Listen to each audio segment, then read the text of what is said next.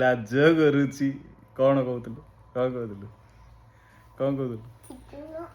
କଖାରୁ ଫୁଲ ପିଠଉ ଖାଇବ, ସେଥିପାଇଁ ସକାଳୁ କହୁଛି କଖାରୁ ଫୁଲ।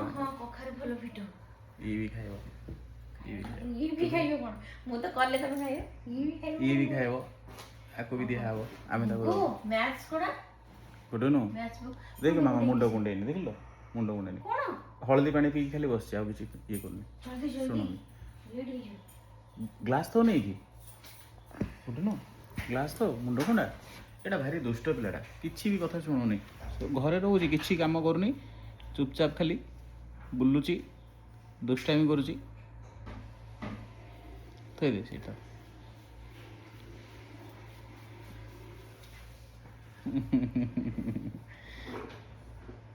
ଆମ ସ୍କୁଲର ପିଟି ସାର୍ ଗୁଡୁନ୍ ଆମ ସ୍କୁଲର ପିଟି ସାର୍।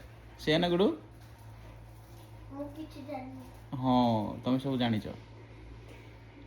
ଏ ପାଠ ପଢୁଛି, ଏଇଠି ସବୁ ବହି ଆଣିକି ଏଇଠି ସବୁ ଥୋଉଛି ଆଉ ଉପରେ ଏସବୁ ନ ମାନେ ଏକ୍ଜାମ ଚାଲିଛି ବୋଲି ସେ ତାର ଦିଟା ରୁମ୍ରେ ଗୋଟେ ସେ ଷ୍ଟଡି ରୁମ୍ଟା କାହିଁ ଉପରେ ଯେଉଁ ସେ ସାଇଡ଼୍ରେ କାହିଁ ଥୋଇଛ ସବୁ ଜିନିଷ, ସେଠି ସବୁ ଜିନିଷ, ତାପରେ ଏପଟେ ରୁମ୍ରେ ଜିନିଷ। କ'ଣ କ୍ଲାସ୍ କରିବ ତା ଦେହରେ ସେମିତି ସବୁ ଥୋଇ ଦେଇକି ଯିବ? ଆମ ଘର ସବୁଆଡ଼େ ବହି ଥୁଆ ହେଇଛି, ସବୁଆଡ଼େ ବହି ଆଉ ଖେଳେନା। ସେୟା ନା ଗୋଟେ ଖେଳେନାଟା ଦେଖି ତୋର ଗୁଡୁ, ଦେଖି ଗୁଡୁନ ଗୋଟେ ନୂଆ ଖେଳନା ଆଣିଛି, ବଢ଼ିଆ ଖେଳନାଟା।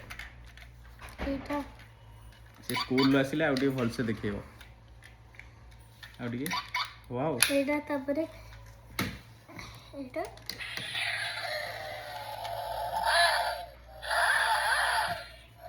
ବନେଟ୍ ବି ଉଠି ଯାଉଛି, ଡୋର୍ ଖୋଲୁଛି, ଡୋର୍ ଗୁଡ଼ା ସେଗୁଡ଼ା।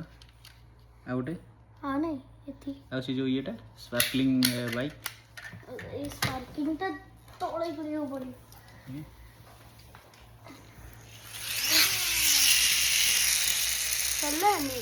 ହଉଛି ନା, ଦେଖାଯାଉଛି। ଆରେ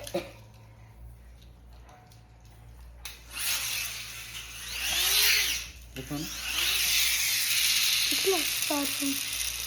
ପାର୍କ ହଉଛି ତା ବାଇକ୍। ଏଇସବୁ ଦୁଷ୍ଟମାନଙ୍କର କାମ। ଡ୍ରେସ୍ ମଇଳା ହବ, ପଳାଏ।